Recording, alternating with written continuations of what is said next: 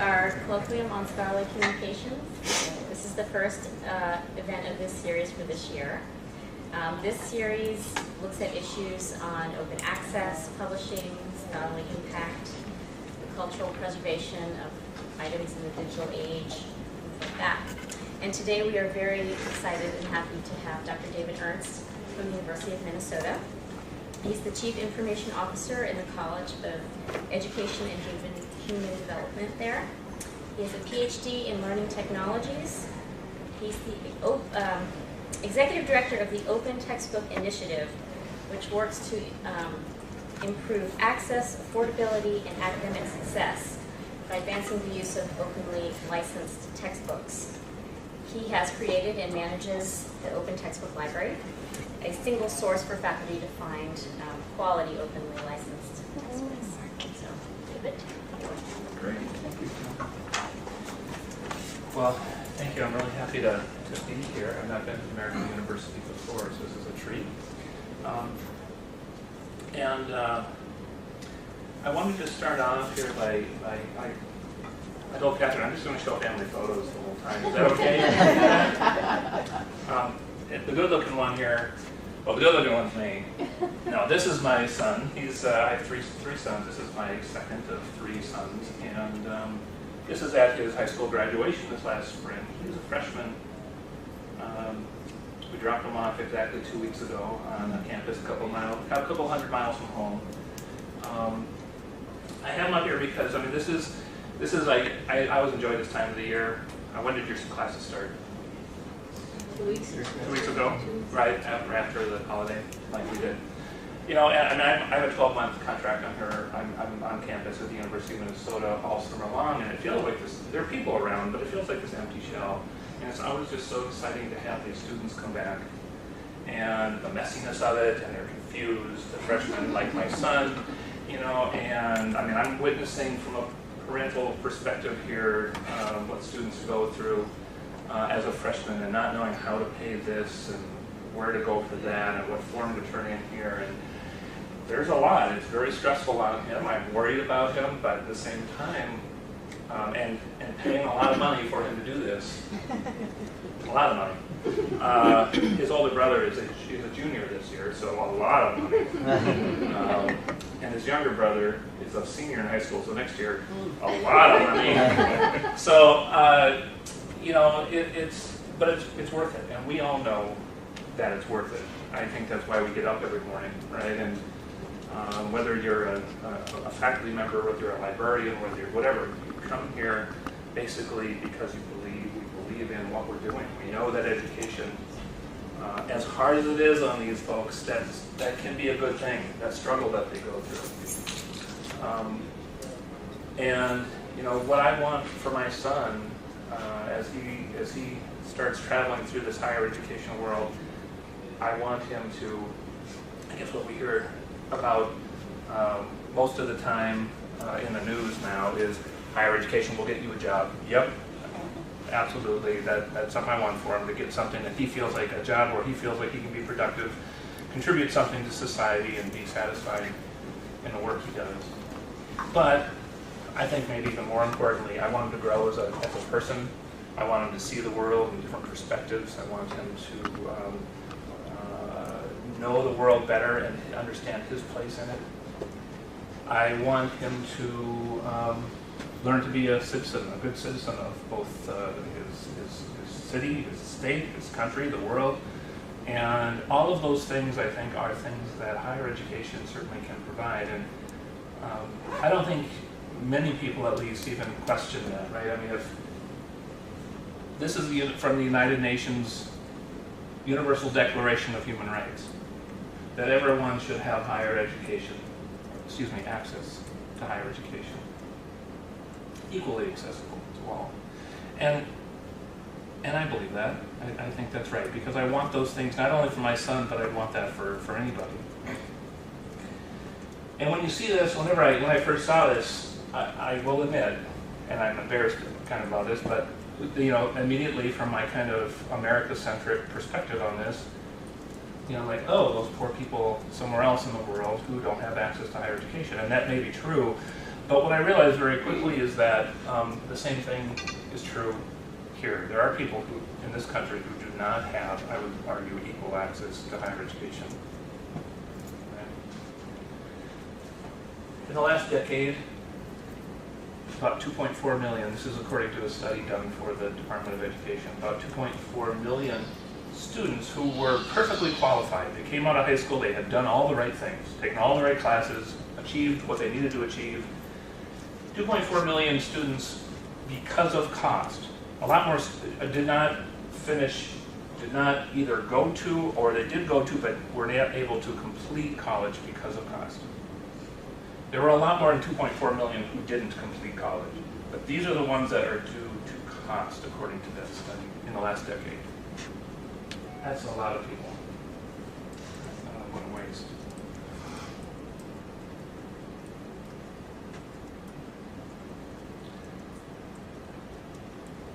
Normally, if I speak, I will look up this data for the state that I'm going to. Washington D.C. is sorry, I could not. So I'm using Minnesota data, so excuse that. But this is funding that, if you think of as a student, is funded to go through higher education.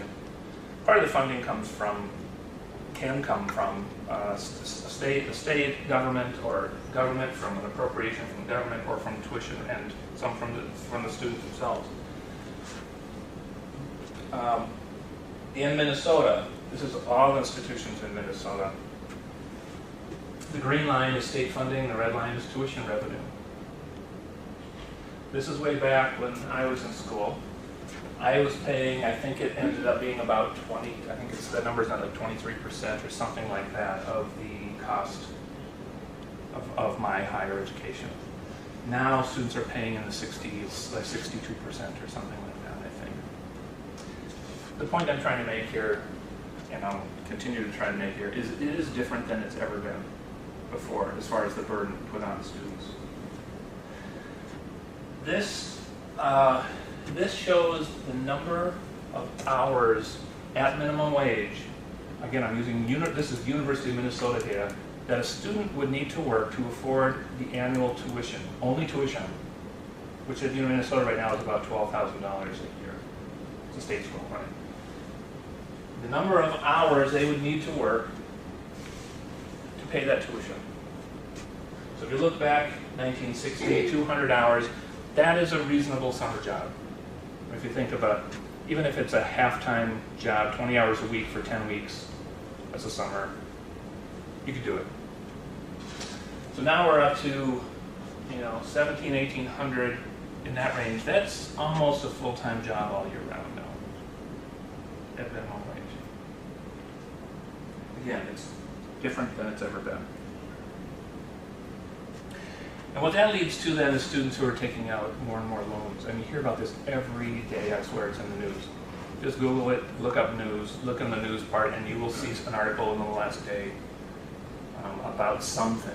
Some creditor, a bank, or someone who's been accused of defrauding students or been whatever. But this is increasing. The number from the class of 2011 was something like 26.6, I think it was. So it's like jumping. This is the average borrower, and about 2/3 of students borrow. Not everyone borrows, but of those ones who borrow, they owe more than $30,000.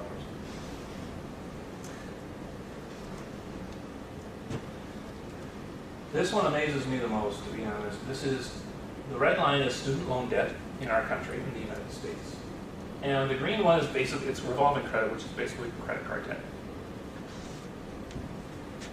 So this is, of course, where the market crash happened and people kind of cut back on their borrowing and their spending.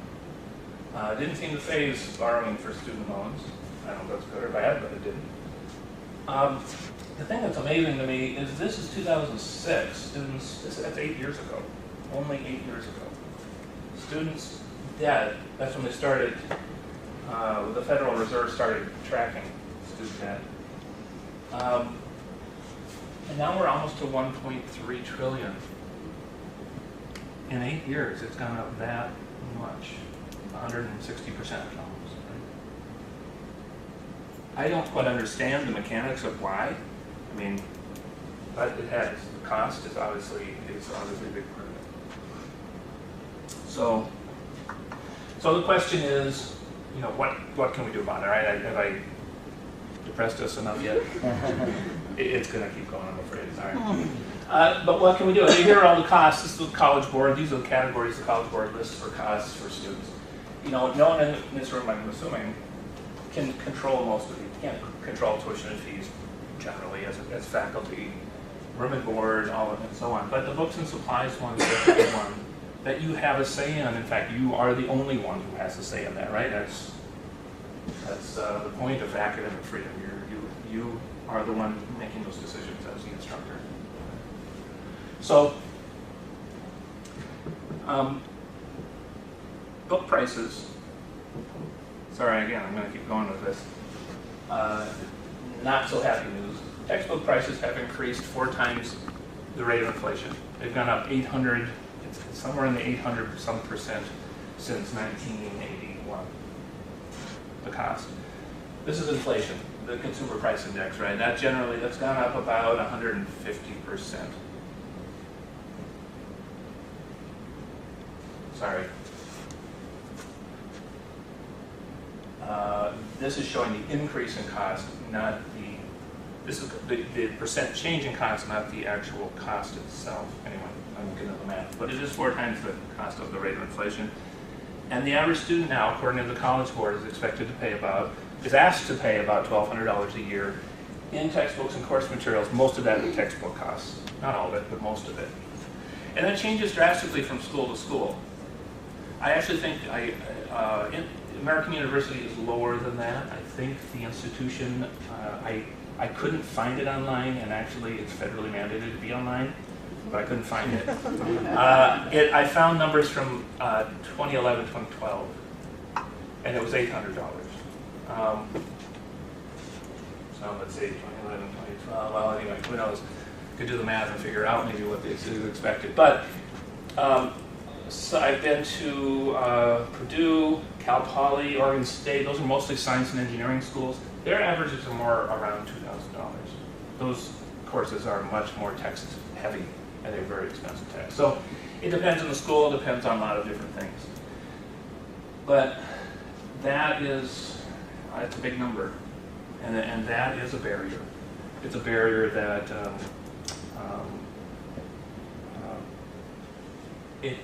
it's the one thing as well that students. Oh, I'm sorry. I want to throw this in here quickly. I just went out on campus and asked a few students, just so we can inject the voice of the student in here for a minute and a half. Just this general question: what do you think about the cost? I think they're really valuable, but the cost is just a little too much for students who are already paying a lot for tuition. Find a way to make costs more manageable, because tuition's going up, everything's going up, cost of living's going up, and then textbooks are going up. There is definitely a value to them, but maybe not for the cost that we pay for them. I mean, I guess professors are trying to provide students with books that are reasonable, but I mean, there are some textbooks that are just they're just way too pricey. I just feel like they're really overpriced. Yeah. I get frustrated when you have to buy a book that's expensive that you don't use. Textbooks are only used for so long before you're done with them, so it's like, use it for a couple months and then probably never touch it again. If people weren't just issuing new editions and just increasing prices, rather stick to what you have. It is kind of expensive, and sometimes I feel like I have to buy the textbook because it is required. But it does kind of suck to throw away so much money on something that you'll only use for a semester. They should keep the same textbook for several years, because the material doesn't change that much. I have purchased them and I don't use them, which is kind of frustrating. I think it's outrageous, actually. Yeah, they cost way too much in general, I think. The thing that struck me about those students when I recorded them is they were quite reasonable. There was not this kind of it was like, well, you can hear in their voice, you can hear in what they're saying, you can hear that they see the value in them, and that they do understand that faculty are generally trying But does anyone like not recognize any of those things anybody said? I mean, we all know all of those things, right? Either from our own experience as a student, or you've heard it yourselves from your own students, or, right? I mean, we all know that this is kind of the environment that they live in right now. And the problem with it really is that cost itself is a burden, but that cost then has an impact, and the results of that cost. And these, I think, are the most important pieces of the cost burden. Students, it's the one thing that students have some control over. They can't, when they get sent their tuition bill, they got to pay whatever the tuition says. When they get sent their room and board, they got to pay that. They got, other than their own personal expenses, as far as academic expenses goes, they still have some veto power, I guess you would call that, in this. And so they try, if they are squeezed financially, this is where it ends up getting squeezed. Right? And so when they're asked to buy these textbooks, what do they do? And I just worked with both of my sons the last couple of weeks helping them buy their textbooks. I mean, looking at them and trying to figure out what the best thing to do is. They might try to purchase an older edition of it. As that one student pointed out, they do come out with new editions. I think the average is every 3.5 years. Well, I work in a discipline every year with young people, and it's crazy. Is it needed? I mean, is the content updated that often? Is it? And that may be the case in some of these. In some it isn't. I mean, some disciplines. You look at algebra. Algebra hasn't changed in how many hundreds of years? Really, fundamentally. So, right, in some disciplines it's necessary, it may be necessary. In some, it really is more of, well, the textbook company, I mean, their job is to make money, right? I mean, that's what they're a corporation. If all they did was sell the same edition, they would eventually be selling none, because the used textbook market would eat them up. And it does already. That's why they need to keep churning it. And so then the professor says, oh, you need edition 5, because you do. You're not going to find enough edition 4s anymore. So, okay, we got to do 5 now, and we go buy new ones again. I was thinking the books that do come out every year and has new stuff in them, I'm sure you can find that new piece probably somewhere in the open, on a journal. right? Like that probably exists in either news pieces or published articles, what have you. Sure. But then, of course, that puts more burden on someone to find that and so. Exactly, yeah. Yep, it's hard work. Textbooks have value for sure, because they do make it easy. I have to admit, before I got into this about 3 years ago, textbooks were kind of like, I would definitely frown on them, because they seemed like an easy, I have a PhD in education, and so, I think of myself as this thoughtful educator, and a textbook just seems too, I don't know what, too scripted, too something. But I do understand the value of them. They are comprehensive. So the scope is there. They are sequenced very well. They have illustrations. They have problem sets. They have a lot of things that add a lot of value to something. So I get that part of it. And it is a lot of work to go out and piece that together all by yourself. So. I just heard a couple days ago a student saying, just when one of the students said that why buying a textbook when we're hardly using it? Right. He had the syllabus of a particular course, and the professor, this is graduate students for social work, everything that she had assigned are articles. But she had in her syllabus required text. And said, in 3 weeks, we have been reading all these articles. We haven't opened the textbook. Right. So if you're not going to use it, why buying it? Yes, and I think that is why this happens. Mm-hmm. And that's what my sons did. I know that the one who's a junior now, I ask him every semester, oh, did you buy your books yet? Just to kind of hear his story about it. And every semester it's, no, I'm going to wait. I'm going to wait a while just to see if I really need them or not. So let me point out here that these two choices that they make, or it's not always a choice. Sometimes, again, financially, this is just what they need to do. It puts them at academic risk, doesn't it? You don't have your textbook for 2 to 3 weeks, especially if it's a very textbook-intensive course where there's a lot of problem sets or a lot of whatever. If you're 2 weeks behind in your math, it's a problem. Or never buying the textbook at all. So these kind of strategies to deal with the cost, I think, are now the rule and not the exception, especially the second one. I hired a work-study student yesterday, and I asked her that question. I said, "Is that?" She's like, "Oh yeah, that's what everybody does, especially after you're a freshman and you know better." So as far as buying an older edition, I mean, this student had said, was at a forum with me one day, and you know, he said, you know, the instructor asked them to buy an $80 French textbook, and he found one that was 2 editions earlier, and it cost like $7 or something like that on Amazon, right? It was a really old version.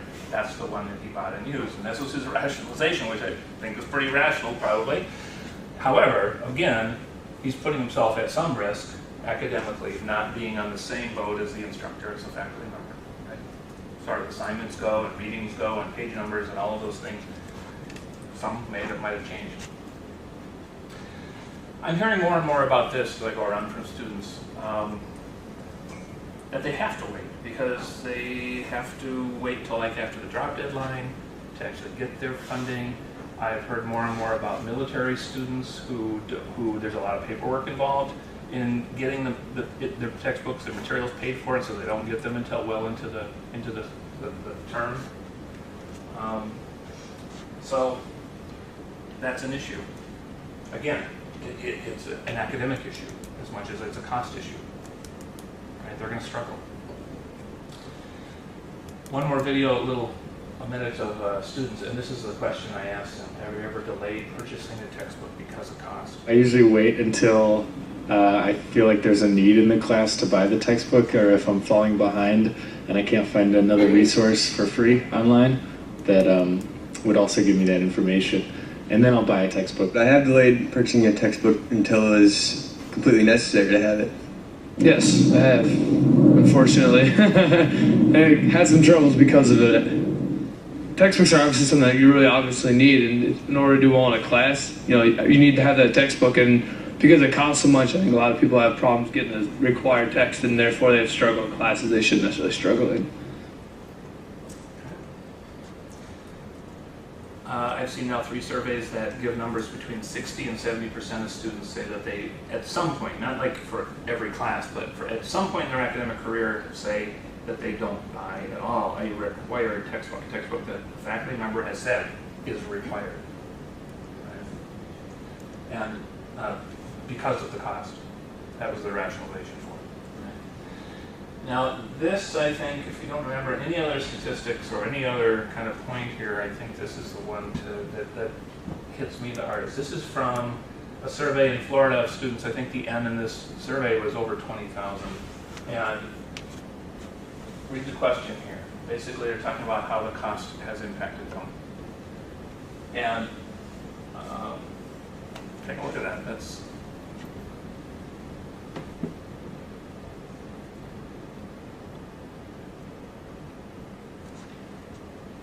I don't know about here, but at the University of Minnesota, there's been a huge emphasis recently on graduating on time. Right? That's going to impact that. And obviously their performance in the class itself. And so this kind of keeps me up at night. I mean, this is a huge problem. And if I guess we recognized it as something we could fix, I think more institutions would be trying to address it. If everyone understood the impact that cost was having, it would be huge. All right. So that's all the depressing stuff. All right. Sorry about that. And sorry to spend so much time on that, but I wanted to define the problem very well. It isn't just cost; it's also it's that impact of the cost. So, how do we solve that? What's the solution to that? And really, if you absolutely want to solve it, there's one ideal solution, right?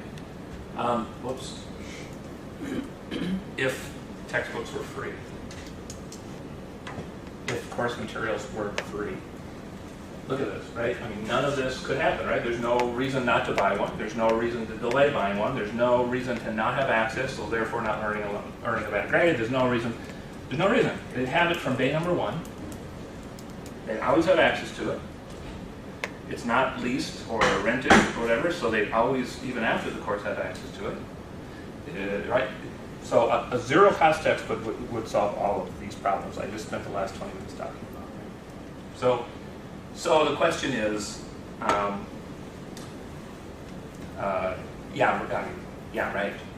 Zero. How is that possible? What kind of business model could it possibly evolve that would make a textbook free? You want expert authors? They're busy people. And they ought to be compensated for their work, right?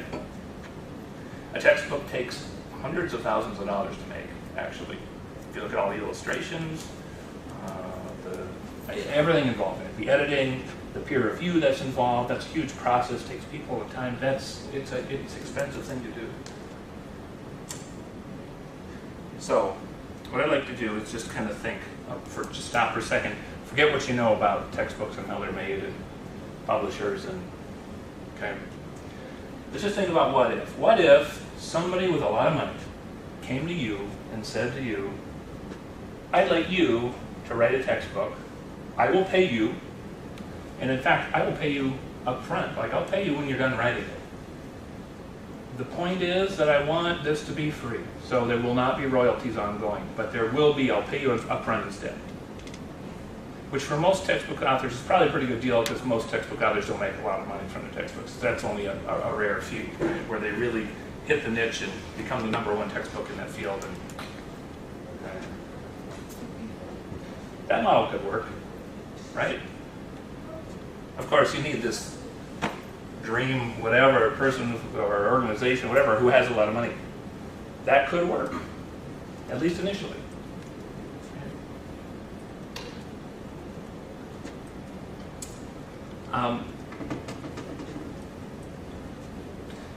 Let's say you did that, and you made this book. Awesome book. You couldn't distinguish it from any of the publishers. It's great. They spent a lot of money on it, a couple $100,000 making it, you have it. And again, this person says, whoever gives us the money says, okay, the catch is we have to give it away for free. That's the whole goal of this. There's one problem, in that if you as a faculty member found a textbook, let's say you found it online, an electronic copy of it, right? Would you feel comfortable sending it away, sending it off to your students? Saying, hey, go get this, or here's a copy of it, or I'm going to post this on my course management system site, or if you had a paper copy, would you be comfortable copying the whole thing, handing it to all your students? Probably not, right? Because of this, because of copyright law, because you know that normally, this would keep you from doing that, right? And rightly so. That's what copyright law is for, to protect the copyright owner, the intellectual property owner. So, if you did make this dream textbook that's going to be free, one problem that sits out there is that the end users might not really know. I know that for me, for the faculty I work with as well, they do not want to take any kind of intellectual property risk. That could be the end of their career, right, in academia. So this is always one, even if that book existed, there would be this problem. So here's the solution to that. The Creative Commons is a nonprofit organization. It's a nonprofit that is hired a lot of smart lawyers who understand copyright law. And what they've done is created licenses. They've created licenses that you, as an intellectual property owner, so let's say you wrote this textbook, you could slap this license on the book so that people would know up front what your intent is of its use. Because if you look at a normal textbook, you're not even going to think about, like, what would you have to do? If you had a normal textbook, fully copyright, you want to make copies for all your students and hand them out. What would you have to do legally to do that? Get the consent of the publisher? You'd have to contact the intellectual property holder, whoever that is, the authors, the publishers, right? And you'd have to say, hey, can I do this? Which no one's going to do, right? That's stupid, right? No one's going to agree to that, first of all. All right, so you're not even going to try. What this does is they created some licenses that basically you can put on the book so that the end users, they don't have to contact you. They can basically look at the license and say, oh, I can copy this, or I can give this away, or I can do, and we'll talk about what all the other things you can do. Up front, don't need to contact anybody. I know my rights now. And it's a legal contract. It's a license. So instead of all rights reserved, you as the intellectual property, if your intent is, I want people to use this, you can put a Creative Commons license on it, and you can just help people understand. I still am reserving some rights. It is my intellectual property, but I'm going to tell you what you can do with it.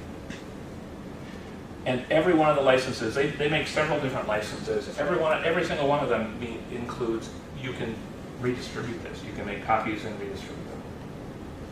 So if you see this on there, you can just assume that. Generally, there are a few little technicalities there, but that's really, you can assume you can copy it, do whatever you want with it. So, so that's the Creative Commons license. And something that has a Creative Commons license on it, we generally have been calling, especially educational materials, we've been calling open educational resources, or OER. You may have seen that term, open educational resources. But wait, there's more. The licenses allow you to do a lot of other things other than, we're just trying to solve this cost issue. The freely distributed thing, that would solve it, wouldn't it? Done. But in addition to that, these licenses also explain some other things that you can do with this textbook, or with whatever materials that are licensed this way. These are some kind of little you may have seen these symbols around. I'll show you some examples of where you might have seen them, but they describe, and they try to make it as simple as possible, nice little cute icons, right? They try to describe what you can do. Every single one of their licenses has this little piece on it, which is the buy, which is attribution. In other words, yes, you can do it, you can give it away, you can make copies, you can give it to all your students, give it to whoever you want. But you need to make sure that I, as the author, or as the intellectual property holder, am given attribution, right? I mean, I still deserve that.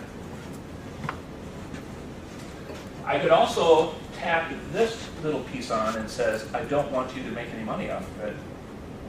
So non-commercial, NC. Okay, fair enough. I'm the intellectual property. I should have the right to be able to say how it's used and not used. Share alike means that if you, so generally these licenses say that you can also edit these things. You can remix them with other materials. You can cut things out. Like if there are 5 chapters you don't use in the book, cut them out. Generally, you have that right. Unless, I'm going to skip to this one a second. You see this one, which means no derivatives. They don't want you to make derivatives of it. And there may be good reasons why the intellectual property holder doesn't want you to do that. Share alike means if you do make a derivative of it, it needs to be shared with the same license, the same technical details here that I is put on it originally, right? So you couldn't take my Creative Commons license thing, like take a chapter out of it and then mix it with a couple of other things and then just retain full copyright on it. That's not fair, really. I mean, right? So I should be able to stipulate that. And that's what these little pieces are. And you'll see things like, this is MIT's OpenCourseWare. I don't know if anyone's familiar with that. It's been around for probably almost 15 years now, but early 2000s, I think. And basically MIT has put all of their course materials online. There's videos, and it's amazing, actually. Here you go. Here, right on the, this is just a screen capture from the bottom of one of their pages. This is on all of their pages. Sorry, you can't, it's kind of small, but Creative Commons license. Buy, which means if you use it for something, you need to attribute MIT. A non-commercial, so they don't want you to sell it. And share alike. So if you make something, you can make a derivative out of it, do something. Use a little clip of a video, or use a whatever, but whatever you put that in, whatever that end work is, has to have this exact license on it. These licenses are made for sharing, right? They're made for people who want to share and not necessarily to sell, to share. Here's a TED Talk. If you look at the end of the TED Talk video, so this is like, I paused it right at the very end. There you go. There's the buy. So you can make copies of it, put it on your course site, whatever. You have to make sure you attribute TED.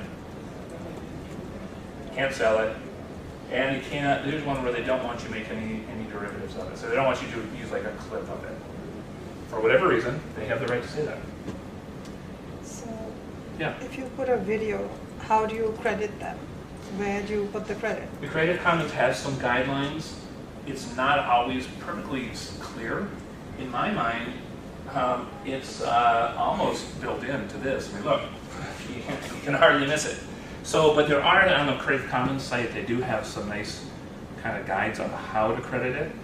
They do have some technical stipulations about how to, like, you should, if you can, you should link back to the original work somehow. So people could go see the original. You should list, anyway, there's a guide on how to exactly do that. And it isn't difficult. It sometimes can be, I think mainly it's accepted, like if you do the best you can to make sure people understand who made this, you're okay. Because it isn't always clean. Like let's say you're going to use, let's see, let's be a good example. Well, mine was a very practical question, which is just that I stick the video on my syllabus. Right. So where do I credit them?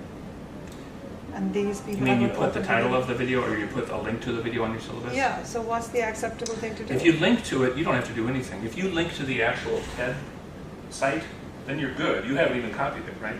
Ah, okay. Right. So you're in good shape there, right? Yeah. Okay. So those are educational materials, or open educational materials. They are licensed with a Creative Commons license. There are textbooks like this that are licensed in this way, where some dreamy person, organization gave a lot of money for somebody to make it. That has happened. That has happened. And then they made sure that whatever was created was licensed with a Creative Commons license, so everyone who wants to use it knows that they can, and that it's made to be shared. So open textbooks are just textbooks created in the way we discussed. They have Creative Commons license put on them. Who would do such a thing? Who has money? Well, there are some universities that are getting into the game, especially in libraries. Libraries, publishing is now becoming a really hot topic nationally in libraries. And so publishing open textbooks, SUNY has published, I think 4 or 5 now. Purdue published one that I know of. Oregon State has basically a call for proposals out for faculty, and I talked with their university librarian yesterday, and they're doing that.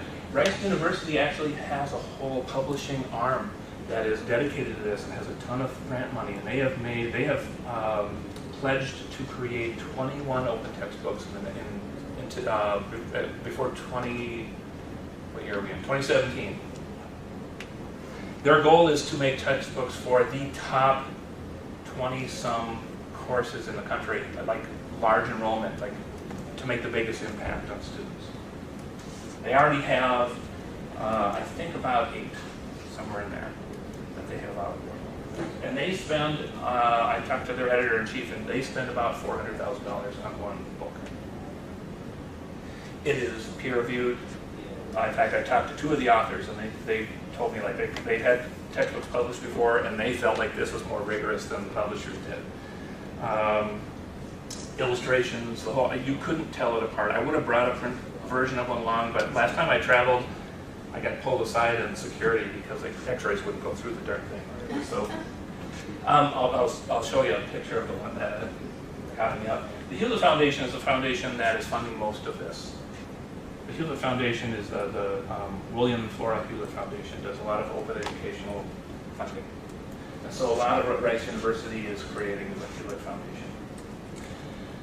2 years ago, the state of California passed legislation basically saying that they were going to create 50 open textbooks to basically lower costs in the state of California.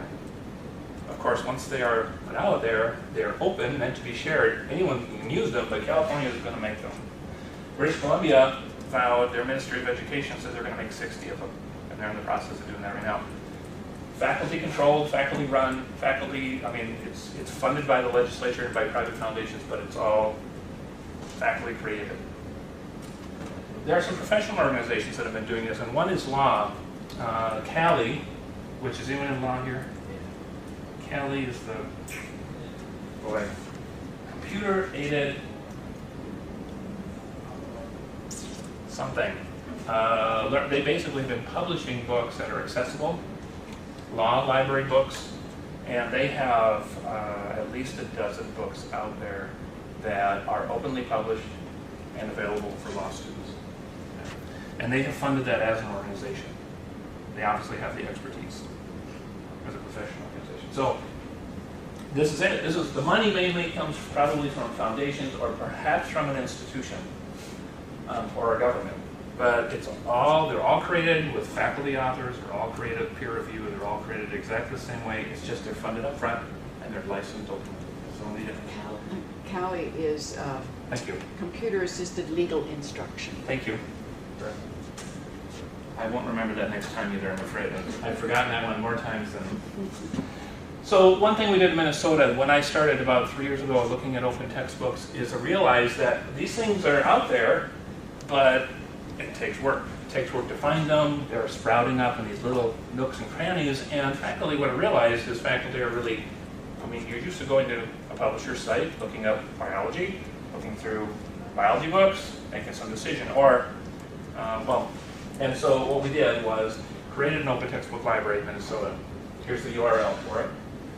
And you're welcome to use it. There's no signing in or whatever. You can just kind of browse, search the library. There are 160 open textbooks in here right now, and it's kind of it's growing rapidly. California hasn't even started to put out their 50. They've taken a long time to kind of build their faculty governance of it and so on. And the other thing that we're doing is I put them in here in this library.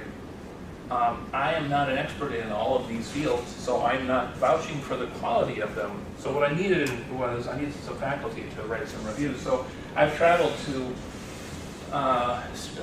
starting to travel around and run workshops for faculty. And part of the workshop is asking them to write a review. And when they write the review, it does two things. Number one, it provides something we can put in the library so that other faculty can come and get an idea about quality. And then the other thing that it does is it engages them. It gets them to stop and look at it. Right? So feel free to use that. That is a resource available to anybody, yes. So this is intriguing and interesting, but one of the things that a lot, depending on the discipline that faculty like, are the learning aids and course materials, whether they're electronic or otherwise. And so a lot of people say, look, I've been using XYZ's book, I get how they do the problem sets, I have the students doing these things in a mediated situation online, whatever. Right. What are some of the tactics we can use like that? The tactics I found are useful are to explain to them what we talked about in the first 20 minutes, number one. That you may have the best darn textbook in the world, but it makes no difference to the person who can't afford it. Except they're using it to basically assign homework. Yes. And that's... So, yep, exactly. So let me give an example. And this is the probably more of the exception than the rule. This is one of the books published by Rice University. And it's an introductory algebra. This is the one that I got pulled over in security for, because it's 1,200 pages long, almost 1,300 pages. But X-Ray didn't go through it, apparently. So. It's a 2-semester college physics book. I taught high school physics for 12 years. I think it's a really great book. They are now approaching 10% of the market share, is my understanding, which is pretty big in the textbook industry.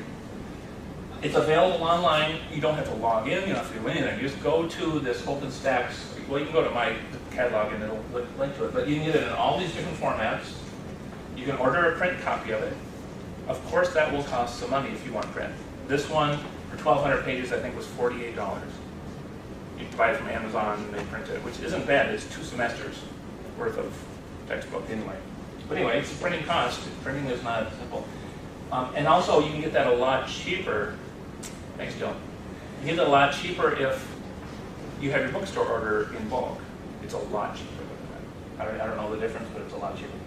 This one has an instructor solution manual, it has PowerPoint slides, and it also has some supplemental services that you can, for a small price, private homework kind of things that she was talking about, right? Like quiz banks and those kinds of things. All available. Like I said, they spent a lot of money, and the intent was that to have as much of those kind of supplemental things as possible. That isn't, again, the rule. It's probably more the exception. A lot of the other ones have some supplemental things, and the other answer to Jill's question was, this isn't an answer for everybody, right? I mean, I'm not trying to tell anybody what to do. What I am really trying to do is make sure people are aware these are here, and hope that they do consider it and weigh all of the things, but cost should be one of the things they weigh, right? So, what can we do, as faculty? You can just take a look, think about it, consider it. Look through the library. 160 books is not a lot. Chances are, you probably don't have one in there that will work for you. Be my guess. I mean, that's just because 160 is not very big when you think about a whole university. But there might be. Or you might know somebody who would it work for. So take a look. Adopt it if it makes sense for you and if it makes sense for your students. And then raising awareness and talking with colleagues is huge because they would much rather listen to people they know than someone like me. Just tell them to look again. It's not to try to convince them of anything, but just say, hey, take a look. You might want to, here's the impact it's going to have on your students. So that's it. I think we have some time for some questions. And again, feel free to please dig around in that. And I did just tweet out the link on the library Twitter, so if anyone's like, wait, I didn't know that. It's pretty straightforward. In your funding model, the Yep. business model for this, is there any expectation that selling some print copies would help to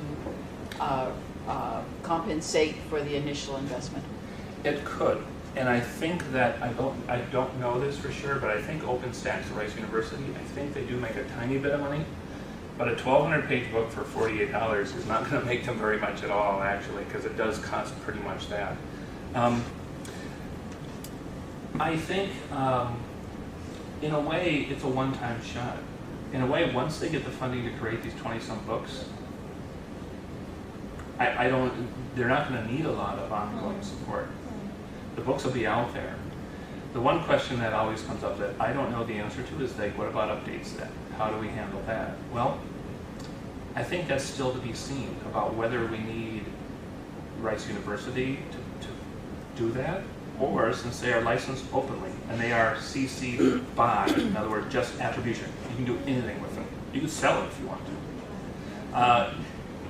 That allows anybody, the whole community, to kind of make their own editions of them and change them as they like. So once they're out there, I think it's still to be seen whether community-owned works. I kind of think it might have some problems, but do you know what I'm saying? I mean, that would be an ongoing cost, and I don't know, no one I don't think has worked that out yet. And it might not need it. So. It's very interesting because all this stuff is really cutting edge. I'm wondering, on your site, do you have the information that sort of helps us to identify the finer differences between the symbols, where we see them, and what may be the sites that we can go to explore if something exists for us? That's sure. one query. Right. I have a second. Some of us, I'm sure a lot of us have been getting these emails the last 2 years or so from publishers of online textbooks, yep. which have these very attractive things to say. Check out our books, add what you like, delete what you like, sort of thing. And so one of those summer weeks, I said, all right, I need to go into their website. And you're right, I found very, very limited stuff. So I actually found nothing that could work for me, even as a base that I could fiddle with. Okay. Now, how open are these people to any of us saying, okay, I'm starting this new course. I put in all this work in putting together something which is sort of like a course package, but I want to save paper, I don't actually make a course package. Right. So are they open to these sort of things, and what is in it for me as an author to do that? Are they open? these companies who are Oh, okay. or So generally the people who are even the sending you the foundations. emails? Sorry? The publishers who are sending you the Yes, emails? or the ones out there that you're talking about, they must also be looking for authors, right? No. Not as much, somewhat. Rice University is probably the big place. Okay. I would guess California, once they get going, they will be. There's Right. 50 that they're going to make. But it's limited by funding, and funding is coming Yes. mainly from just one or two big foundations, and they're very focused. And so it isn't a real kind of all call of let's put everything out there. And they are extremely expensive, as I said. I do know that they're spending $400,000 on these books. That's amazing, right? Yeah. So, I mean, the model you're talking about, the emails you're getting, Yeah. that is the new model for textbook publishers. I mean, they realize that their content is kind of almost worthless now, right? I mean, and it's about time, frankly, that it becomes worthless. Because by worthless, I mean like anyone can get it anywhere. You can get a free textbook with all this introductory physics. We don't need to pay Pearson for this common knowledge, frankly, right?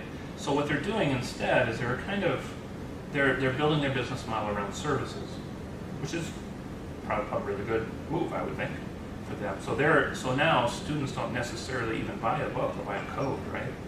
In the code, they go to this online portal, and in that portal are all the there's quiz banks that the faculty can give quizzes on, there's all this stuff.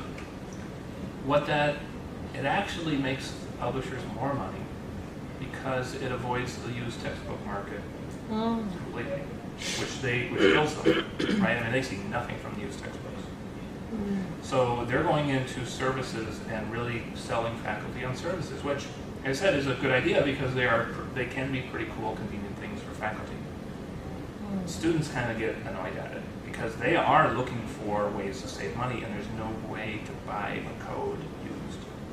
And so, But it's like downloading an Amazon book, isn't it? How's it different?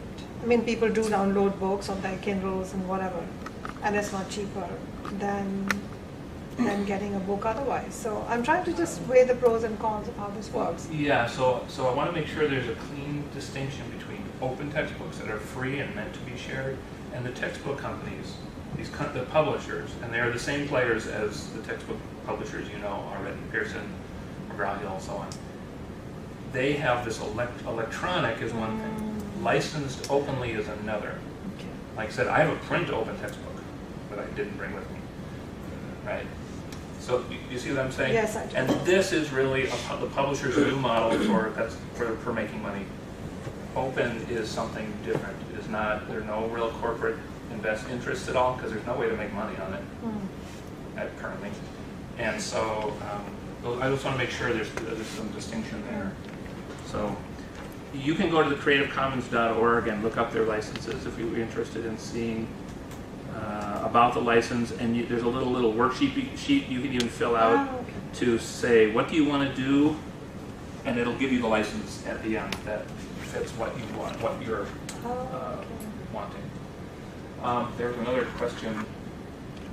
Well, I'll keep going. I think I got all of them. Yeah. I have a separate question. Sure. Regarding this phenomenon, where does some of these disciplines lie? For example, what I hear constantly from students has to do with business. Yeah. Where textbooks are incredibly expensive, whether it's accounting, finance, and the list goes on. Yeah. What's the availability of open textbooks in those sectors, for example? Sure. Here's business management and marketing. Yep. Yeah. Here's a whole section of them right here. It actually, in business, is one that has a lot of open textbooks. Is that right? Yeah. Oh, well, that's a lot of them. So here, I'll just scroll through them quickly. I would say math and sciences are the other one. Those are the two areas. And economics? Economics, accounting and finance may be in there, I don't know. That's great. So, yeah, there seem to be a lot of business for some reason. Maybe it's because the textbooks are really expensive. Yeah, okay. And there are a wide variety. There are things you might not expect, very niche things that probably only a few people across the country use, but most of them are focused on this general audience, on the large enrollment courses or the very expensive courses currently. Because the goal, again, is to help provide access to students. Can I take as a suggestion Sure. from what you're saying? Please, yeah. That as a librarian, for example, we can contact or try to contact. We know, all of us know, not every member of the faculty, but we know a lot of faculty members, to approach them to talk about this idea, so to see what they can do. Yeah. Because sometimes we are limited as librarians on what they had assigned or whatever. And we cannot say, okay, you assign this textbook, but we are going to do this one. We have to go with what they ask or what they put at the syllabus. But the suggestion could be that we can try to approach at least some of the faculty members that we know, and in other words, sell this idea. Can that be even? When I travel around, I mean, get invited places, it's libraries who invite me. Because libraries are exactly what you're saying. They're the right place on campus to do exactly that, because you have existing relationships with faculty, you are trusted academically, and you are already making recommendations for them about whatever. Could be research, could be teaching too, right?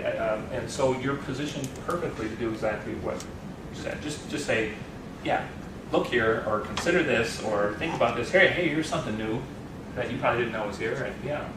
I agree that that's a good model. I don't know if you have a liaison model here.